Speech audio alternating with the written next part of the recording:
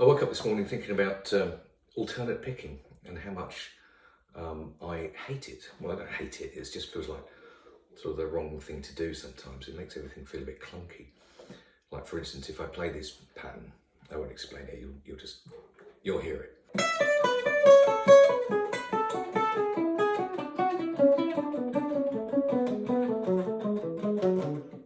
Etc, etc. I find that really hard. It just feels like your hand is just being wrong-footed, wrong-handed all the time.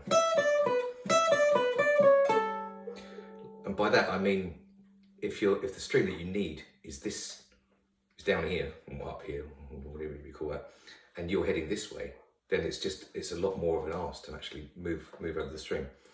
I'll do that again.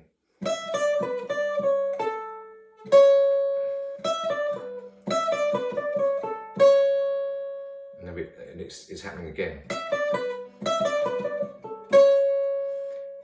I'm having to go over the string.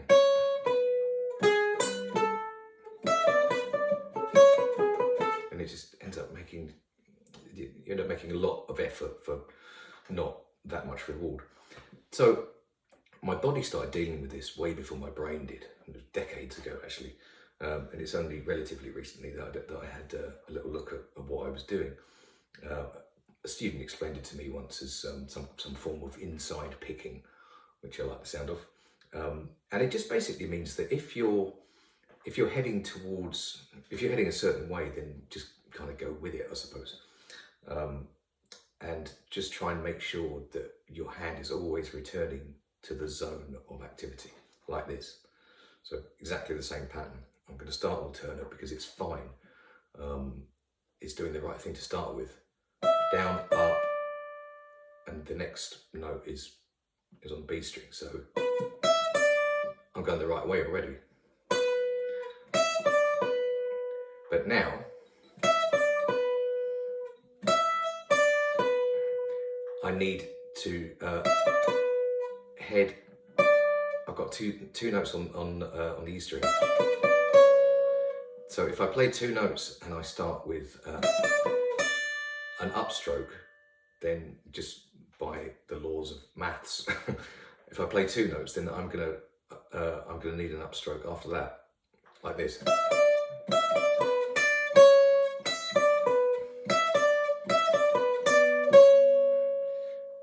Which means I'm going to end up the wrong side of it. So if I start with a downstroke, it means that my next stroke is actually heading towards, it means my hand is heading towards the B string, like automatically.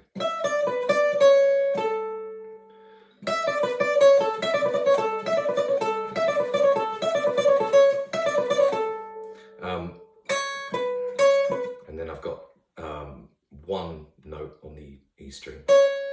So if I start with an upstroke, then I'm coming down, right?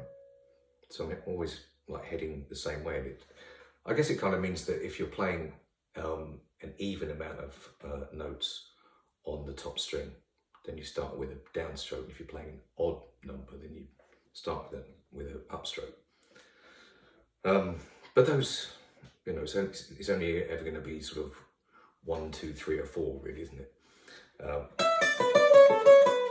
So anyway, here we go. So I've got two notes up here, so I'm going to start with a downstroke. And then I'm up the top again with one note. So I'm starting with an upstroke. Alternate's fine here. It's still fine. And then I've got the same situation. I've got a downstroke, but now I've got two notes up the top, which means I'm gonna travel straight on.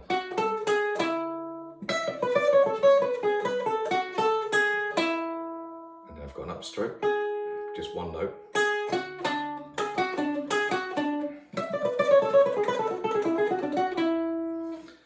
Can you see how that works? Maybe once more slowly. Alternate. I'm about to go to the top string with two notes about to be played on the top string, so I'm going down. just brings me out on my upstroke facing the right way. And then I've got one note on the top, so I'm playing upstroke.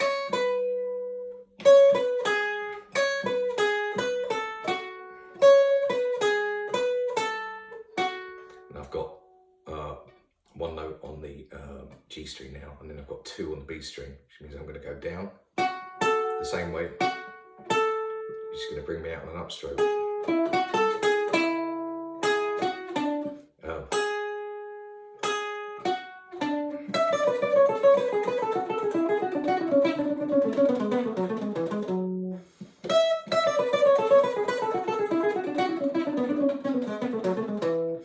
You can see that that feels a lot more economic than going.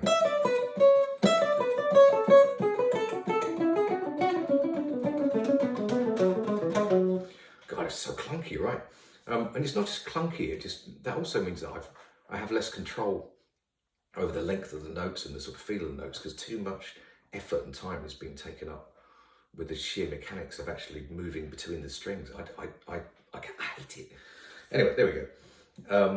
So I thought, yeah, why don't I sort of develop this into a little exercise? You know, sometimes I form these exercises and they'll last for years, and like other times they'll just last for the morning. And maybe because I'm documenting this, maybe it'll last for more than the morning. But I thought it would be nice to sort of mess around with the rhythm a little bit. So we put that sort of triplet thing. It's a banana song, isn't it? But we put that triplet thing into a sort of 3/4 thing. So here's 1, 2, 3, 4. That kind of thing. Just to make it a bit more interesting, mix it up a bit.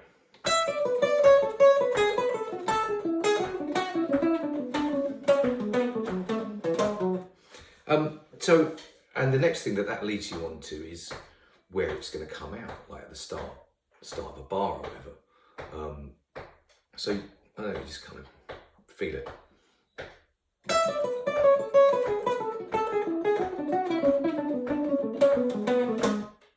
There we go.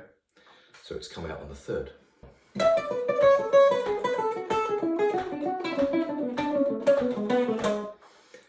And that immediately made me think about Miles Davis. And in his autobiography, he doesn't speak much about music theory, but at one point, I think it was like the interview with George Benson, but he asked George what he was thinking about when he was soloing, and he said something about, we all know that we can play a third up or a third down, and I thought, well, that's quite illuminating, because I don't know, I thought it was all a bit more zen than that, but it's a thing, isn't it? And if Miles did it, then I think we're allowed to do it.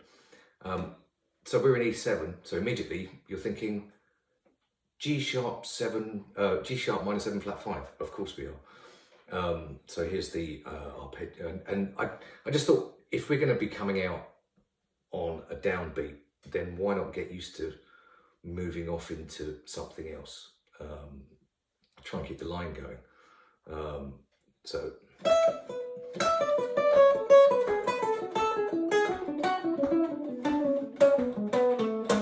there's the first note of G sharp minor 7 flat 5. That's the arpeggio for G sharp minor 7 flat 5. I've played it with one note on the A string, one note on the what string's that? The D string, and two notes on the G string. So I'm using the same sensibility here. I'm going downstroke, downstroke, and because I've got more than one note of activity on this on the G string, I'm coming out on an upstroke. If I only had one note of activity on the G string, then I would still play a downstroke and continue my activities elsewhere, like on the next string. But I've decided to continue my activity on the G string, so I'm going to play an upstroke, and my level of activity is to play the next note.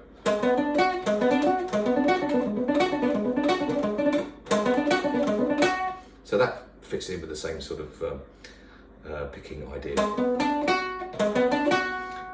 And then I'm going to the next string, but I've decided that I'm going to continue that activity on the G string, which means I'm only going to play one note on the B string, which means I'm playing an upstroke because it's going to take me back into that zone of activity.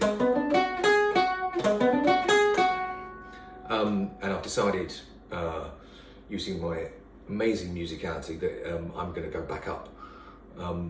But rather than hit the same note, I'm going to go to the next interval, which is minor third. Flat 7, 1, minor third, flat 5. So,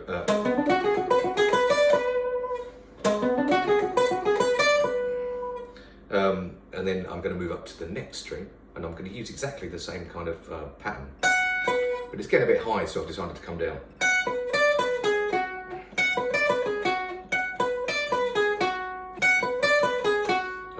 And then the same thing, I'm just going to keep coming down.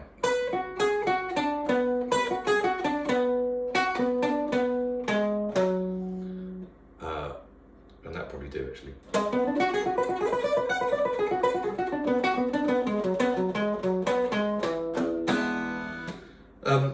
So yeah, so that's turned into a bit of a mission. It seems like two sort of unrelated things, but I don't think they are.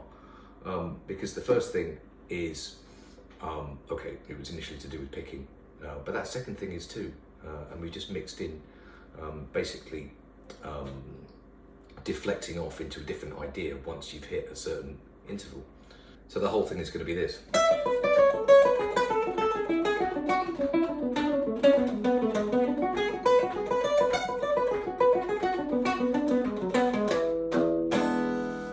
E7. Once more.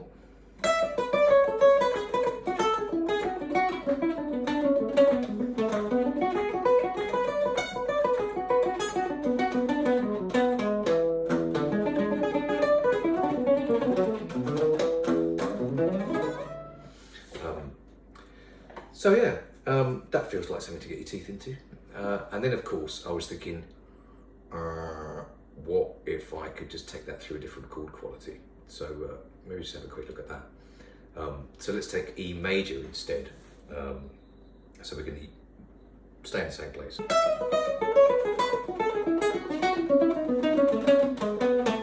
And of course G sharp is still the major third of E major.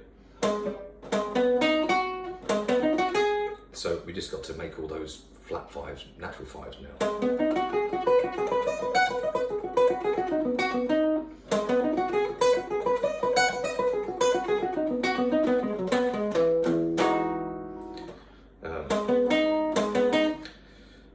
That whole thing again.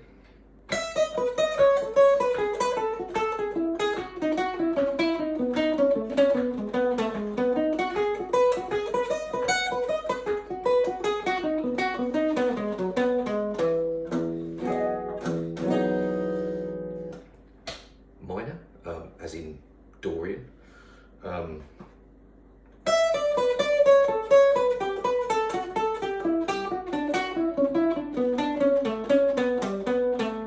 of course, third up from Dorian is going to be G major 7.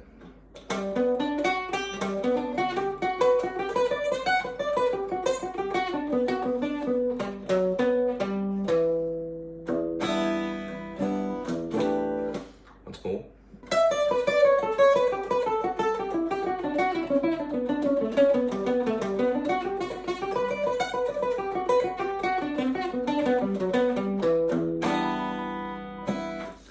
Almost. Once more. Oh, hello.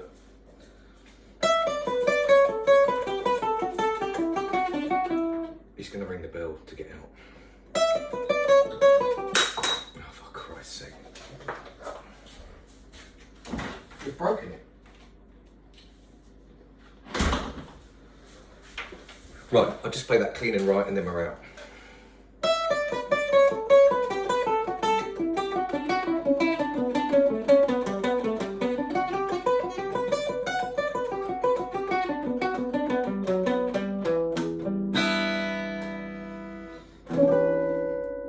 And that's what I'm practicing this morning. Good luck with that.